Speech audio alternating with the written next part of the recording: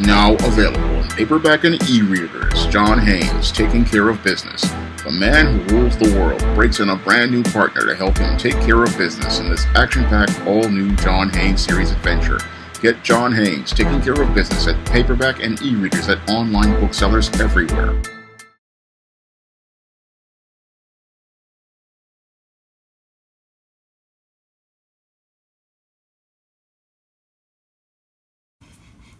I got a chance to take a look at Icon and Rocket Season 1, Number 4, and I have to say that this comic is a crime against the medium. Now, the cover of Icon and Rocket Number 4 features Icon and Rocket being Dakota's most wanted for completely blanking up the global economy, but I believe the person who needs to be wanted is Reginald Hudlin for completely fucking up Icon and Rocket.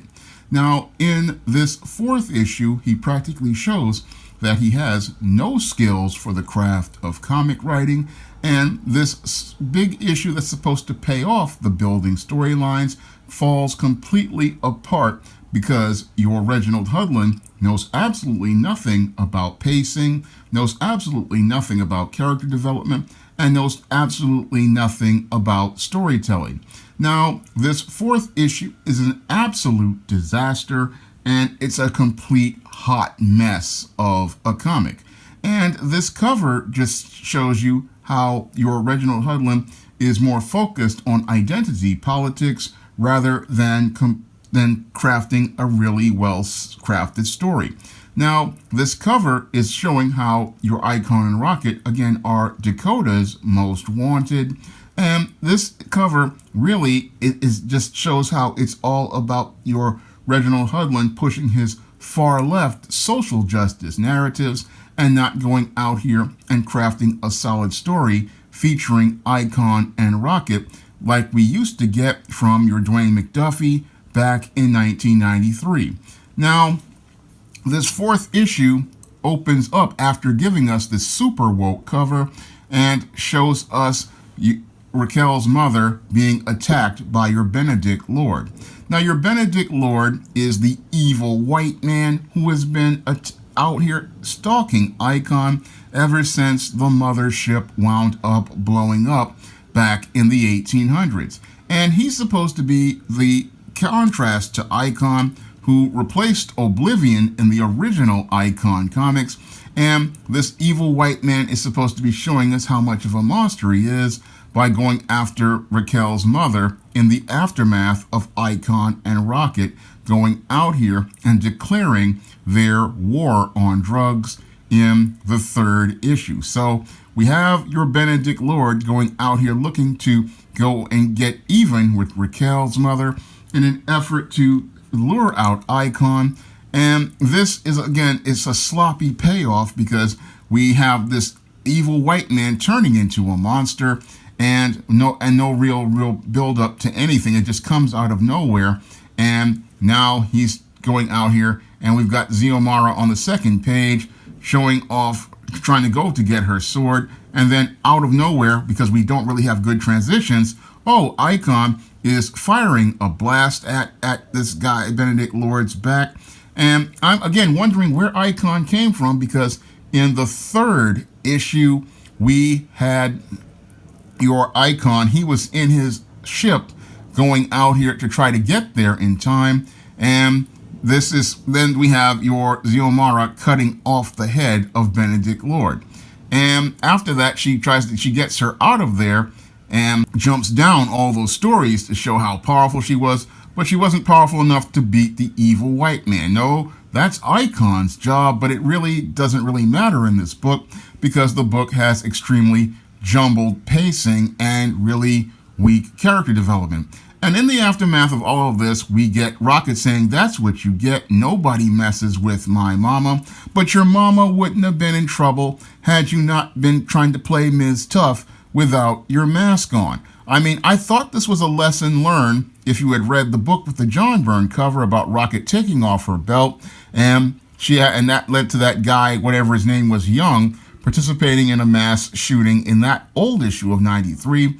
you would think your Rocket would have been a bit more responsible with her powers and there would have been some sort of accountability. But no, not in this comic. No, we don't get this at all, because the whole focus of the comic is the evil white man turned into an alien monster. And now your Rocket is told to go and get her parents away, and he says he doesn't know Xiomara, and then goes after your Benedict Lord. So now it's Icon versus the evil white man turned into an alien, and we get an introduction to your Xiomara and wondering where she came from. So now Icon is throwing down with your alien, and what I really am disappointed here is that he's not the focus of the action, and this is a whole page practically wasted because we got your Rocket and Icon throwing down and no real sense of teamwork from either. And all of this is just she's acting on emotion and not thinking. And then we get a sequence with people just going on about their business. It looks like we have a Hudlin sticking himself into the comic. And we then have this alien, and then we get a sequence with the barber shop, and I'm sitting there going, what is with this? Again, it's looking like he's trying to make this for television or movies and not trying to go out here and give you a cohesive story as related to the comic book model. So we get an entire page focusing on a barber shop, which really does not fit into the story organically. And this is just a complete waste of a page. And we have this action going on, and we have people just going on about their business, and it just doesn't fit. But it fits because Hudlin wants to fit it in, because he wants to make this a place for, he's going to do a storyboard for a TV show or a movie. And that is the other big problem with Reginald Hudlin's Icon and Rocket. It's focusing more on trying to adapt these characters instead of trying to make these characters fit into the medium that they're in right now. This is a comic book. A comic book needs to be focused on action. It needs to be focused on story. It needs to be focused on the hero versus the villain. And in these 3 or 4 pages, we don't really get good pacing as related to building up this fight story. We don't really get any good character development as related to this story. We get a whole group of really extremely jumbled scenes, but no real characters development, no real focus of the action, no real pacing of the story of the action. We're just getting stuff put there randomly because it fits your Reginald Hudlin's feelings, but does not really fit what it needs to focus on in a story. Because when you're writing a battle in a comic, every panel needs to be focused on developing the characters. Every panel needs to be focused on the action, and every action needs to have a reason for being there. That was one of the things I methodically did when I was writing my own comic, John Haynes at Death's Door, and even before that with Easteen No Good Deed. I always made sure that every panel was important to that battle, and every panel in that battle showed that something was moving the story forward. We get this, again, interlude in a barbershop that just adds nothing to anything. And the whole thing with the whole Benedict Lord character is he's an off-the-shelf alien, and it doesn't really turn it into anything.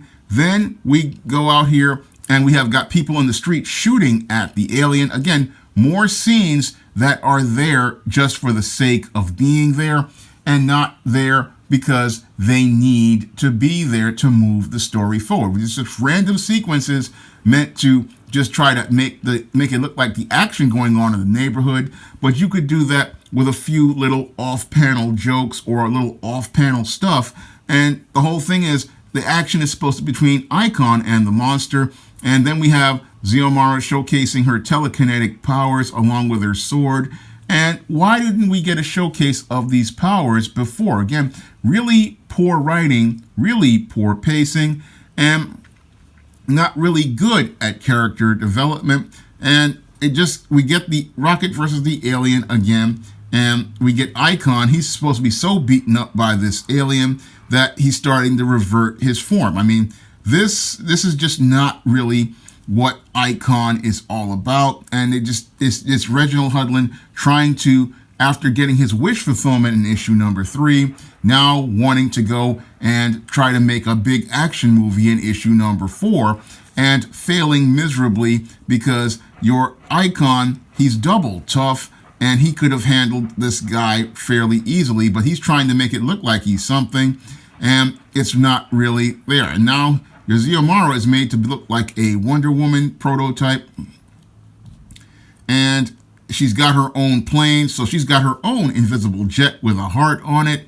And as things are going, we learn that she's telepathic in addition to being telekinetic. So your Benedict Lord, he's blown off and left for the next day. So this is just, and then we get a reference to Martian Manhunter. So what is going on here? I mean, Superman is supposedly been killed, but now we say that it's not, that the whole thing is that that we need to go get the Manhunter from Mars. So you've got a John Jones reference, but this is supposed to be Earth M, but Earth M isn't the DC universe. Just a complete mess of a comic that just gets worse. And as things get worse, we got Icon with his own ship, his own technology, but he cannot defeat the evil white man. I mean, if your Icon is supposed to be have all this tech and technologically advanced, then he should be able to not only defeated the evil white man, he should be able to defeat the entire United States government. But this whole book, again, falls completely apart because Reginald Hudlin is focused more on creating fan fiction and not storytelling, and not focused on anything but giving us more evil white men, where we've got people on the street, we've got a landlord threatening to evict black people for no reason, and that's absolutely ridiculous. And then we've got evil white cops talking about putting an APB on Icon and Rocket for destroying an entire neighborhood. I mean, it's like he's gone super woke on steroids. I'm not even steroids. I'm going to say he's super woke on woke crack, because this whole story is just absolutely super ridiculous. And as things go on, we find out that your Icon is now going to tell Rocket that she can now be part of the leadership that's related to their galaxy, and of planets that Icon is originally a part of. And it's just absolute. This story just becomes super ridiculous over time. And then we have Icon going into his whole fortress of solitude. Icon's waiting for Earth's technology to advance enough for him to get back home. He's got a spaceship, yet he's waiting for Earth's technology to advance to get him back home. Seriously, Hudlin, your writing is absolutely horrible. He's got an undersea base, he's got a spaceship, and he's waiting for technology to advance to get him back home. This is some bullshit right here. But if he had all of these tools, and like this whole fortress of solitude underwater, then why didn't he again use any of these tools to fight the racists during Jim Crow? And why didn't he use any of these tools to help out other black Americans? The whole story that Hudlin is telling with Icon gets more and more ridiculous and more absurd. At least with McDuffie's version of Icon, it made sense because you had your Augustus Freeman, who was a former slave, and he didn't know anything about the world, the culture, the civilization, and he was only in an escape pod with limited technology. So he had to work with limited resources, and he became a black conservative because that was the way black Americans were at the time. So things made a lot more sense with Icon as related to your Dwayne McDuffie. But Reginald Hudlin takes us to new levels of ridiculous, and this fourth issue just takes us into the zone of the absurd. And in this fourth issue, if again your Icon has all of these tools, it just makes no sense for him to have allowed white supremacy to get out of hand like this. I mean, even in my own ISIS series, I make points about ISIS having to deal with white supremacy, and even making the point that she was told by the elder gods like Ra not to get involved with political affairs out of fear that she would go out here and do harm to herself and her mental health dealing with these white supremacists. But we have all of this stuff with Icon, all of this technology, all of this stuff, but he doesn't use any of it, and the government's after him. So this whole book just falls completely apart and turns completely ridiculous over the course of this fourth issue, and all of the payoffs turn into food stamps in this fourth issue. Now, as Ziomara comes back in her invisible plane, or whatever it is, the heart jet or whatever it is, we find out that she is revealing to her mysterious partners that information about Icon, and she's also talking about that Jeremiah Lord, and that we're learning that she's part of a secret team of people who may possibly be the Shadow Cabinet. So this may possibly be an opening to the Shadow Cabinet, and then we get the governments of the world coming together to bring in their $3 whatever this is, Avengers or whatever it is, and they're going to take on Icon and Rocket. So he's got some armored guy, a guy with a sickle, some chick with some shanks, and a big brute. And they're supposed to be the ones who are going to take on Icon when the evil alien white man couldn't do it. We're going to get an international task force of clowns to try to take on Icon and Rocket. So that's going to be in the 5th issue of Icon and Rocket. But there's only so much woke that Sean can tolerate.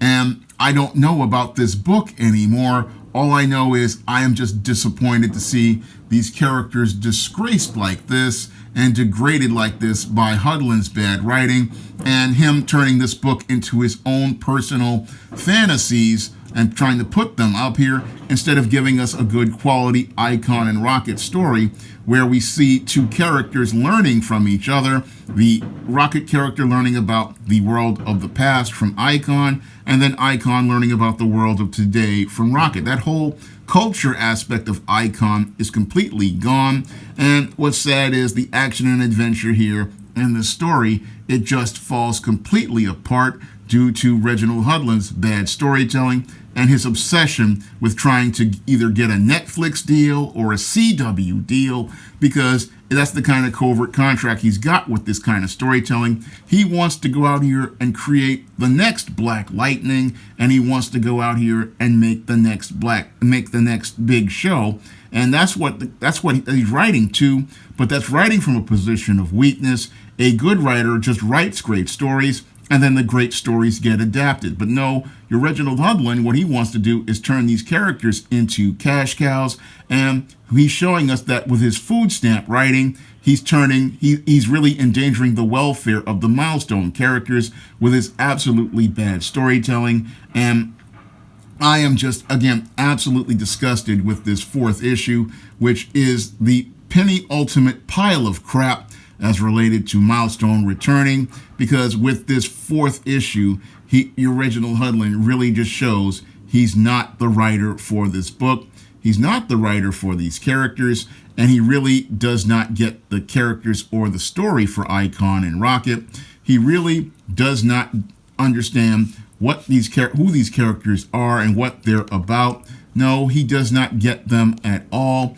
And I am just, again, absolutely deeply disappointed and disgusted with your Reginald Hudlin being in charge of Milestone, because he has made Milestone into a pile of rubble that is going to get crushed by competitors like Concrete Comics. I just got through reading Concrete Comics' Tenoch God of Fire, and your Tenoch God of Fire practically burns the hell out of this Milestone universe and produces a far better comic than anything that has been produced in this Milestone relaunch. I mean, Concrete Comics is practically crushing the competition like Milestone and is going to replace them because their storytelling is far tighter, far better developed. And even I, with my upcoming comic, I think I could do a better job of storytelling than what people have suffered through with this whole Milestone Returns. And this Icon is one that everyone will forget.